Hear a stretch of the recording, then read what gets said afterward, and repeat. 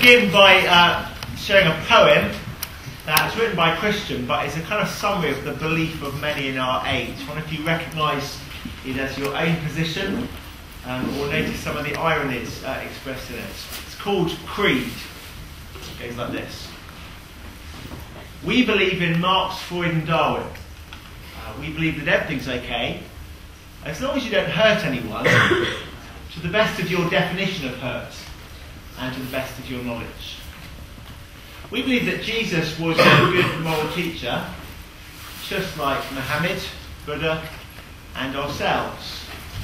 We believe he was a good teacher, although we believe that his good morals were bad. We believe that man is essentially good.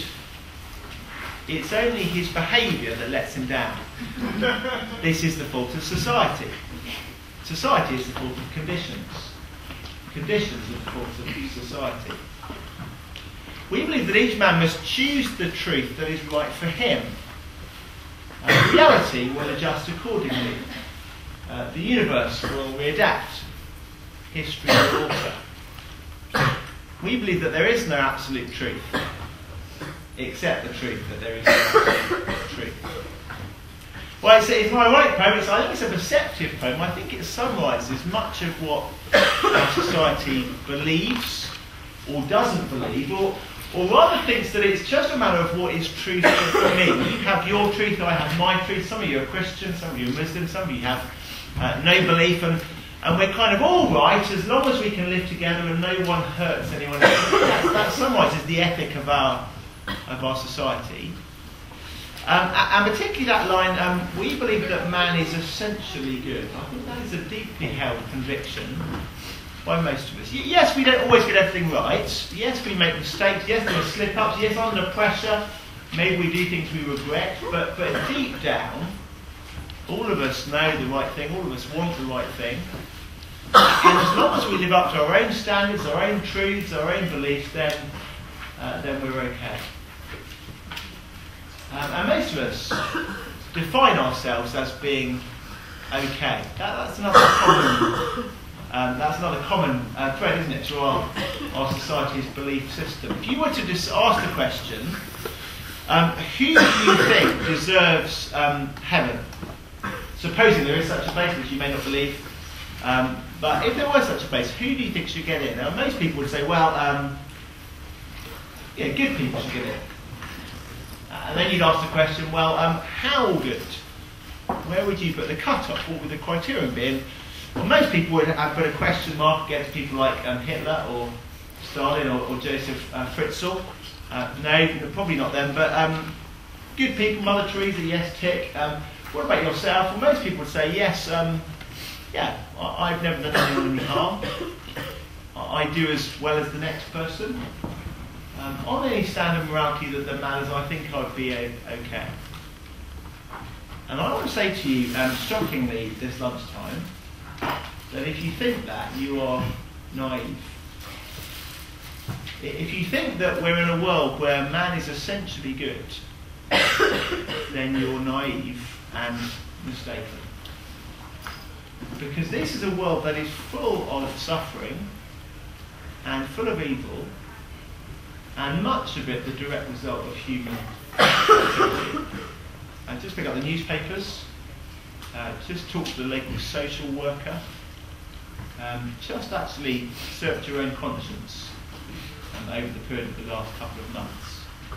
And we will discover things about the world that are ugly, things that we're ashamed of, things that we regret. We don't look around the world and find a world that is perfectly good. This is not the world that we would like to live in, probably, unless you live in a very, very closeted world indeed. Suffering, murder, rape, broken relationships, suicides, depression, selfishness, lies, broken promises. It's not a wonderful world. And actually, that is something that's caused lots of people to question whether there could be a God. If there is supposed to be a good, loving God, then why is the world in the mess that it is? This doesn't look like the kind of world that a good, loving God would have created. It looks like a mess. And actually, I want to share with you today what Jesus says about this world. And Jesus says that this world, although God created it once perfect, this world is now a mess. And human life is now a mess. And we're not essentially good. I want to share with you a few passages in Jesus' life as recorded by Mark in his eyewitness biography of Jesus, which you've got in front of you, and is yours to take away at the end of today. If you've never read as a thinking adult one of the biographies of Jesus' life, we'd love you to do that. It doesn't take very long. It's a really important thing to look into, and these are free for you, so please take them as you go. I want to share with you a few passages that reveal to us what Jesus thinks about our world and our society, and the challenges and answers to this question, are humankind essentially good? And I want to begin on page 18.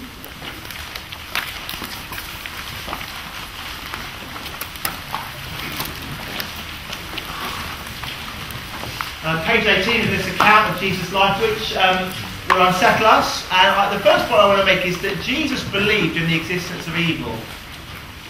Jesus believed in the existence of evil. And that is a clash again with many in our society, particularly a clash with the naturalistic philosophy that many hold, that Richard Dawkins promotes in his book, The God Delusion. If that's your background, that's your interest, then do come back to the special talk we're doing tomorrow evening about looking at those questions of science and atheism and Christianity. If you're an atheist, though, then you believe about human beings that we're just a collection of atoms that has evolved for the preservation of our DNA, and that categories of good and evil don't really make sense. You can have categories of expedient and inexpedient, a category of what will be good for our DNA and our species and what will be bad for it. But evil doesn't really make sense as a category. And evil forces, or even an evil spirit or a devil, certainly has no place in your philosophy if you're an atheist. But it does have a place in Jesus' philosophy. Jesus believed that evil existed, and it does have a place in the historical account of what happened when Jesus walked on the earth. We said yesterday that Jesus claimed to be the God who made the world, stepped into the world in history. That's the claim we're looking at this week. Jesus, who walked the earth 2,000 years ago, was our creator. And when God encountered this world firsthand, he met with evil. Jesus believed in the existence of evil. Just look down at page 18, where it says, a man with evil spirits. Jesus and his disciples crossed Lake Galilee and came to a shore.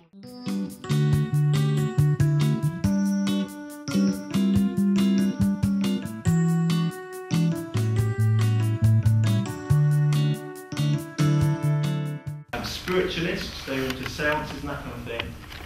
And he said, I saw stuff growing up that terrified me. I don't remember ever going to bed without being scared. I wonder whether, like him, you have that sense that there is a world with evil in it. That is a real thing. Well, Jesus would say it's a real thing. Jesus believed in evil. But more unsettlingly than that, Jesus doesn't locate evil just outside of us. You might accept there's evil, you might think, yes, okay, there's a devil, he's our enemy, he's the reason that things go wrong. But Jesus not only believes in evil, Jesus locates evil closer to home. If you turn over the page, turn over a couple of pages, to page 25.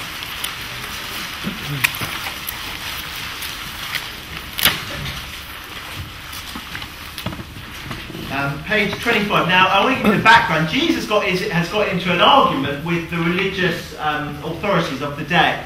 The religious teachers, the equivalent of the bishops and the clergymen.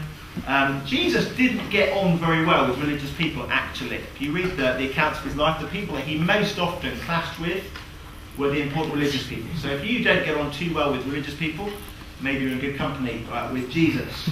And in particular, he got into a clash with them because Jesus' disciples weren't going through all of the kind of religious purification rituals that they were really into. They used to wash everything before they ate. They had special food laws about what was clean food, what was unclean food, kind of like the equivalent of a kosher or a halal system of what you could eat. And they washed everything. They washed their hands in the proper way before eating, but not just in a kind of hygienic way that your mum told you to do. They washed everything in a ceremonial way.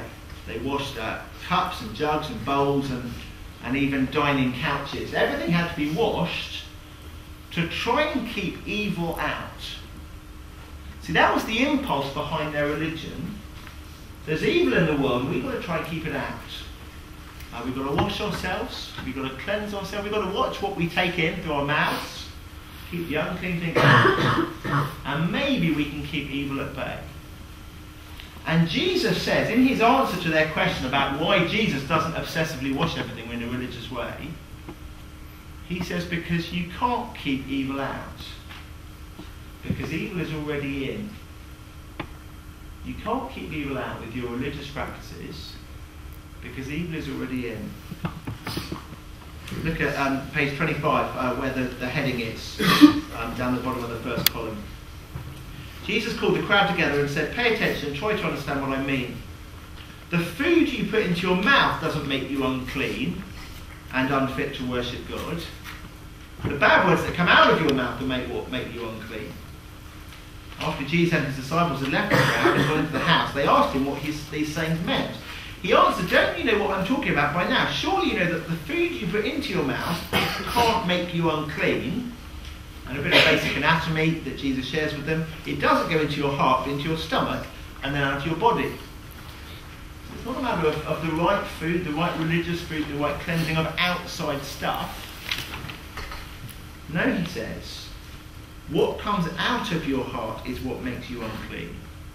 Out of your heart come evil thoughts, vulgar deeds, stealing, murder, unfaithfulness in marriage, greed, meanness, deceit, indecency, envy, insult, pride and foolishness. All these things come from your heart, and they are what make you unfit to worship God. I think what Jesus says there is very, very uncomfortable.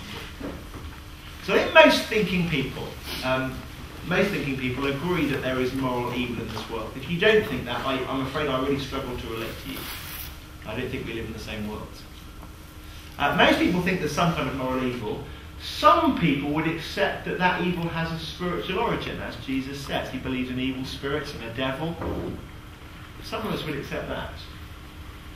But I think all of us, we try to locate evil outside of us. Evil is something that somehow got in from outside. I'll tell you how I know this. It's when I do something wrong and I apologise to somebody, I always give a reason why it happened. I say something like this: I'm sorry I snapped at you, but I was under a lot of pressure. I hope you understand. I'm sorry I lied to you about that, but it was because I didn't want to hurt you by telling you the truth. Or whatever it is. I'm sorry I did this because, and then the because is always some extenuating circumstance, some cause outside of me that made me do it. I don't think I've ever apologised to somebody in this kind of way. I'm sorry I lied to you. It was because inside my heart there's a lot of lying and deceitfulness.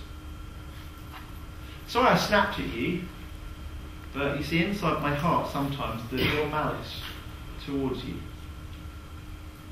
Sorry I cheated on you, but my heart by nature is pretty unfaithful. I don't think I've ever said that. Even though I'm a Christian, I believe this. Because it's just rather uncomfortable. Jesus locates the form of evil not just outside of us. Yes, there's a devil. He believes in the devil. And there are evil spirits and evil forces of great power in this world. And that in itself is pretty troubling. But Jesus actually, there's a problem that comes closer to home than that. The origin of the evil that we do is already in here. And I think if you're really honest with yourself, you'd have to agree. I think it's something you did that you're ashamed of. If you've managed not to successfully blot it out of your memory entirely. Why did you do it? I bet if you're really honest, the answer was it was in here. That's where it came from. And that is very, very unsettling for the reason that if the problem is in here, I can't fix it. Sometimes I share with people at church my love for Bob the Builder. I'm actually too old to have grown up in the generation of Bob the Builder. I kind of post-date him, but I've got some godchildren and some mates' kids, and they all love it and they have all the stuff. And I now know the tune, you probably know it as well, Bob the Builder. Come on. You are the Bob the Builder generation. Bob the Builder. Can we fix it? Bob the Builder. Yes, we can. There we go. So that's maybe that's your attitude towards DIY, not mine, I have to say, mainly a disaster. But it is our attitude towards moral evil. Yeah, even if our society accepts as a problem, we are very confident that we can fix it. We'll get better somehow. We'll improve education, we'll improve social conditions. I'll work harder with my conscience. I'll try being religious. I might try going to church. I'll control what goes into me from the outside. I'll try and keep evil out. I might even subscribe to a whole system of food laws and only eat the right stuff. And a whole system of washings and cleanse myself over and over again. I might go to church or to mosque or to mass or to whatever it is. I might try and do something to keep them out. But Jesus says the problems will be inside. That is why the world is an ugly place. Because there's evil inside. And the really unsettling thing about evil inside is we can't fix it. Bob the Builder, can you fix it? Bob the Builder, no you can't. If you think you can I just challenge you to try? Just try. A week will be enough, I imagine. Probably a day will be enough. But try a week. A week in which out of your heart are allowed to come no evil thoughts, no vulgar deeds, no stealing, no murder. Well, you can probably manage those two, right? You might think. Except that Jesus, when I talk about stealing, I'm not just talking about, being caught on CCTV nabbing something from the shop. I'm talking about the heart attitude of wanting things that aren't really yours. When I'm talking about murder, I'm not just talking about being caught with the knife with the other DNA on it and going down in the court of law. I'm talking about the impulse of hostility and hatred towards another human being. So, no evil thoughts, no vulgar deeds, no stealing, no murder, no unfaithfulness in relationships or marriage if you're married. No greed, no meanness, no deceit, no lying, no indecency, no envy, no insults, no unkind word about somebody else when they're not there, amongst other people. No pride, no thinking of yourself more highly than you should, no stupidity. Just try a week. I don't think you can fix it. And that is very unsettling. And I think it's very unpopular of Jesus to say that. Because we don't like being told the truth about ourselves when the truth is bad news. You don't want to go to the doctor. I don't want to go to the dentist at the moment. That's my current issue. Because I don't think the news is really good. And so I just avoid going. It's a very stupid thing to do. When I go, it's going to be worse. But even more, we don't want the problem. It's not just the tooth that's going to need to be filled. But it's a heart that condemns me. So Jesus says later in the Gospel, we'll turn on a few pages more. So this is page 42.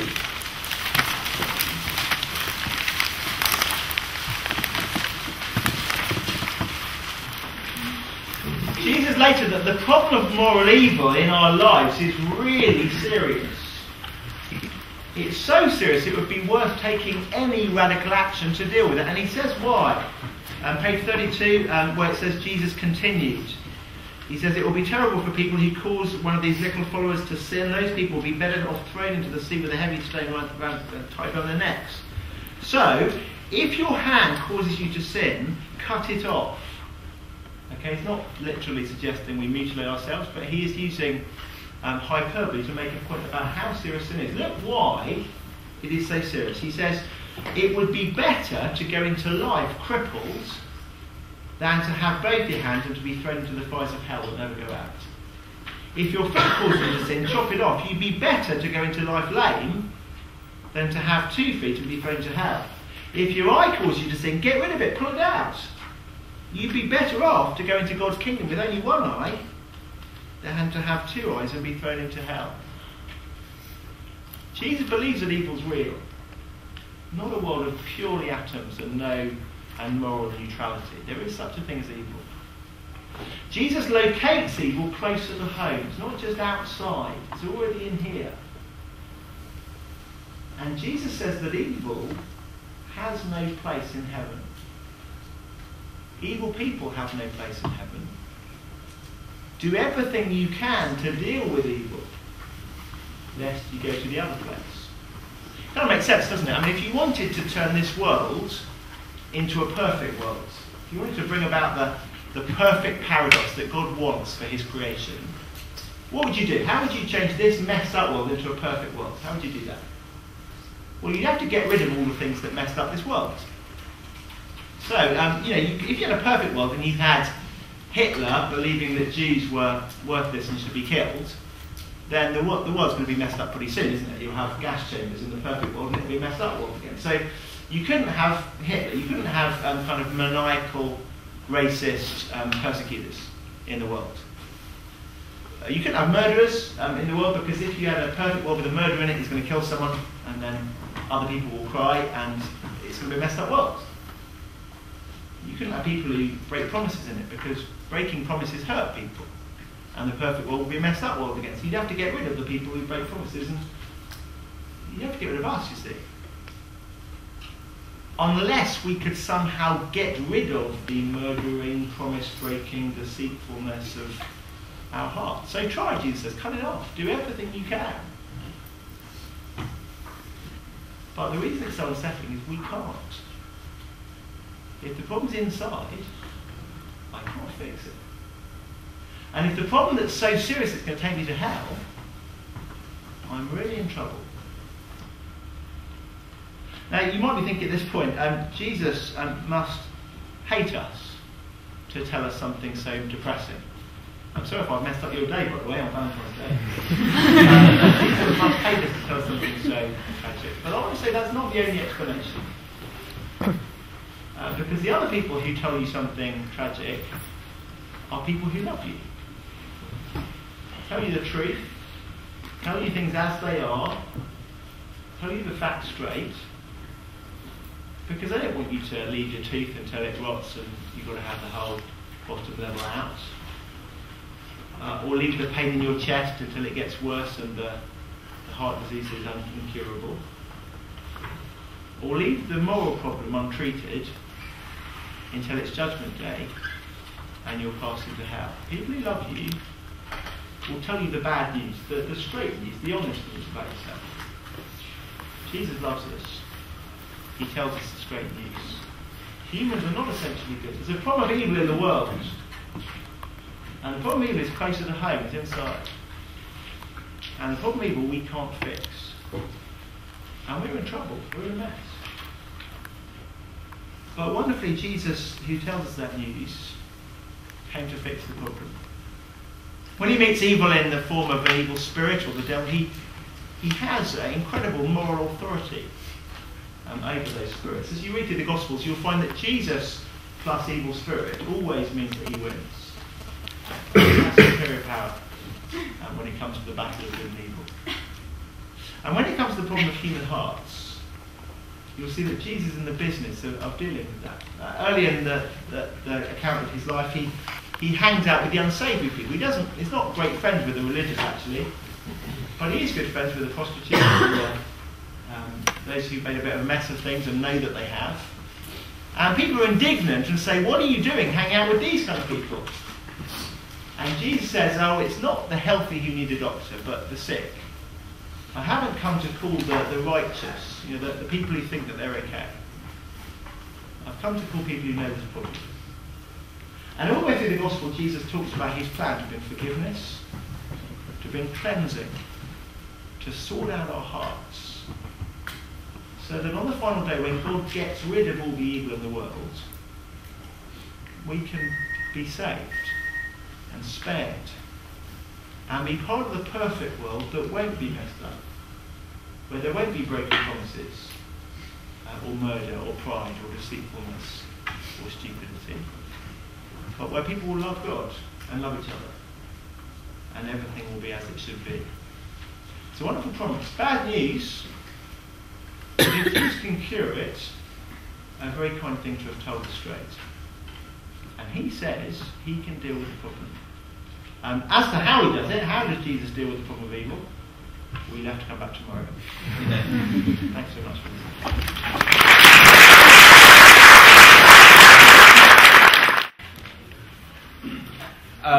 Questions? Should we start from the floor? Any questions? Yeah, up there. Hi. Yeah, very good. My problem is that everything you said has been based on two assumptions. First of all, that there is an absolute morality. You said absolutely nothing to refute the idea that there might not be an absolute morality. The second assumption is that an absolute morality will be something desirable, so something which you strive towards. What is so wrong with having morality that is thought out, that is continually bettered? I mean, the church knows this better than anyone else. The church has had to adapt to morality. I mean, hundreds of years ago, the church was quite happy with the idea of slavery. What I want to know is, if the church can't act as a moral guide, then what's the point? Okay, I think it's more one question there, but one question is, why does morality have to be absolute? I've just kind of assumed that but not defended it. Second question is, aren't we evolving a morality that gets better and the church isn't doing a very good job at leading the way? That's two sides to it. I think the question of whether there's an absolute morality is bound up with the question of whether there's an absolute moral authority. So is there a God who made us or not? And if there isn't, I agree with you that there's not really a basis for an absolute morality. We can do our best pragmatically kind of formulating a way of getting along. But if there is a God who made every one of us such that our lives are his gift to us, and every breath we breathe in his universe by his permission, then what he says about the world that he's designed and what it's for does carry great authority. And in some ways that was yesterday's talk, so I'm sorry about that, but we can talk about it later if you want to. But that is a big question. Is there a God in this world at all? And I think a lot of question about ethics misses out that step. So people just ask the question, is it possible to live a good life without being a Christian? I think the answer is no. I don't think it's possible to live a good life and be a Christian either. I think all of us have got a problem. All of us fall short of the standards that we hold, whether they're Christian or Islamic or secular atheist or whatever. I don't think any of us are content with our own moral performance, unless, as I say, we're really naive about it. But actually, that kind of pragmatic question of can I get by with the moral system isn't the ultimate question. The ultimate question is there a God who made me, who my life is from, and who one day I'll face in judgment on the end of the last day. And Jesus assumes yes to both those things. There is a creator, and he is our judge, and he is the one to whom we'll give account. And that's the question I'd say you need to ask prior to that. Don't just say, does the Christian moral ethic work? That's not the heart of Christianity at all. Ask, does the Christian God exist? Is the Christian message about the future real? Is there a judgment day? Is there a rescue we need from that? So that's the first thing. On the second thing about whether morality evolves, I don't think we've got a good track record of that as a human species. I don't think that we're, contrary to our optimism of a kind of Darwinist sociology, I don't think we are getting better. So, more people died violently in the last century than all the other centuries combined. Yes, the population was bigger, I know, but it's not a great record, the 20th century. We invented new things and used new things to kill each other in more creative ways. I don't think that the trend in terms of social work reports over the last 100 years is of fewer problems, better people. I think the problem remains unchanged. And I don't think we are evolving out of it. And last thing quickly, I think the church's job is to teach us the words of Jesus, rather than to try and kind of say, let's formulate our best morality for now. And I'm sorry that sometimes the church, particularly the Church of England, of which I'm a minister, hasn't always done that, and I apologise for you. But I want us to say, let's go back to Jesus, what he says. And he's not saying so much, try hard to be good. He's saying more, we've got a problem because we can't be good, and we need rescue. That was very long-winded. I'll try and be quicker for the next thing. Do you want to come back, or just very briefly? Briefly, there's a few issues I disagree with. I think that has been huge progressions in morality, huge evolutions.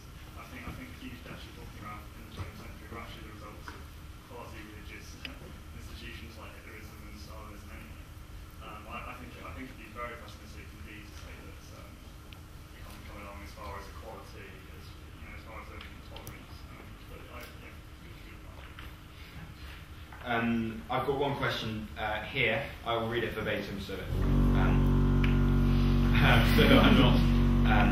not lying. Earlier you said that the world was perfect, but it is now a mess, an observation you attribute to Jesus.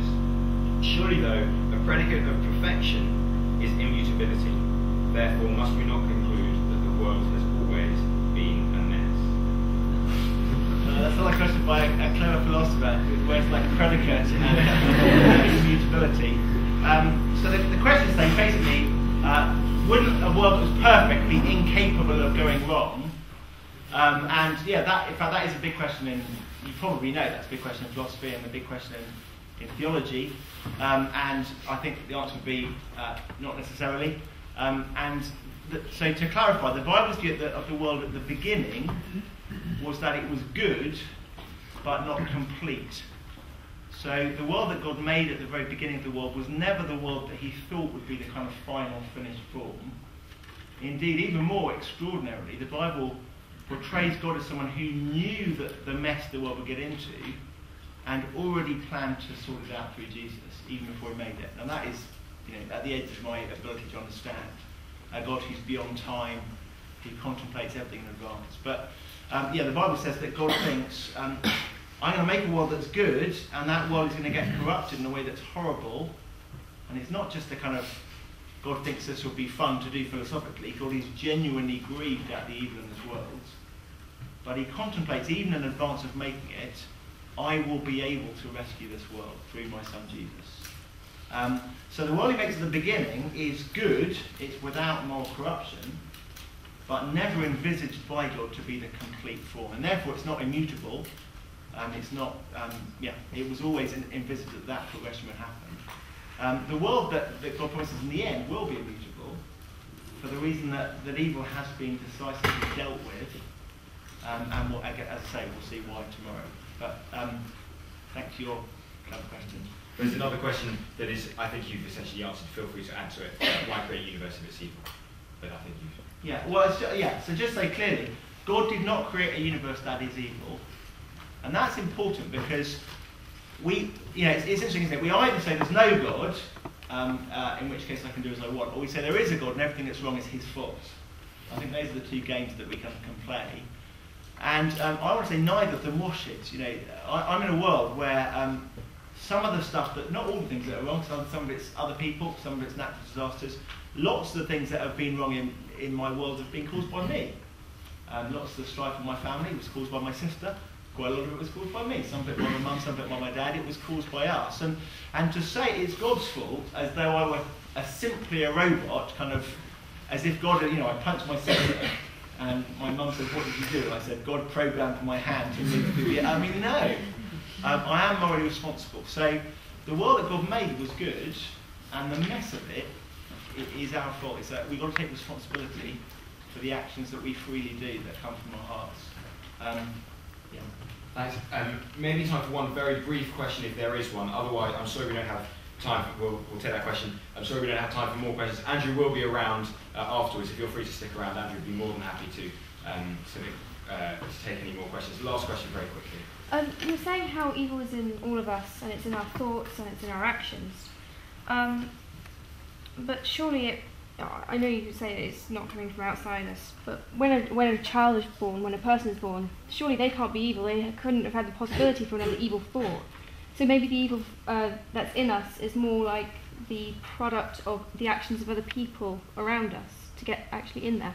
You see what I mean? Yeah, no, I do see what you mean, and that is a widely held view in our culture, and it's a bit like the view that Steve Termin's poem summarised, albeit slightly cheekily. Man's good, his behaviour lets him down. That's the fault of society. Society is the fault of conditions. Conditions are the fault of society. I think that the Bible disagrees. So it says that the impulse to be selfish and to be selfish in a morally ugly way is something that we're born with. It's a disease that affects our human nature. And so just as I'm born with a heart and a pair of lungs and a liver, I'm born with a moral impulse away from what's true. And I think that's true, but Christian parents I know often say to me, we haven't had to teach our kid to be selfish. They've got two children, they fight. As soon as they could do anything with their hand, they learn how to make a fist out of it and grab a toy. And we didn't have to teach them that. And I think I say to you that it's just society influencing us. Well, why is society that influences us so bad when society is just lots and lots of people? So I think eventually they kind of blame someone else. It's my parents' fault. Well, okay, but when you're a parent, is it then your fault, or is it still your parents' fault? And you see what I mean? It's the pass the buck method, and to pass the buck on to society. Jesus disagrees. I think that's one of the things you have to wrestle with. He says it's in here, but actually the problem in society is lots of people together for whom the problem's in here. Thank you for the question. Do follow up with questions with Andrew afterwards. Just two things before we finish. We've mentioned if this may be the bad news, then there's more to come. So do come back tomorrow. Tomorrow we're looking at what if Jesus' death matters? What if Jesus' death matters? Do come back, same time, same place, 1 o'clock here in chemistry. And then please, as you go, do take those feedback forms and drop them off to the boxes or the hoodies at the back. Thank you very much for coming.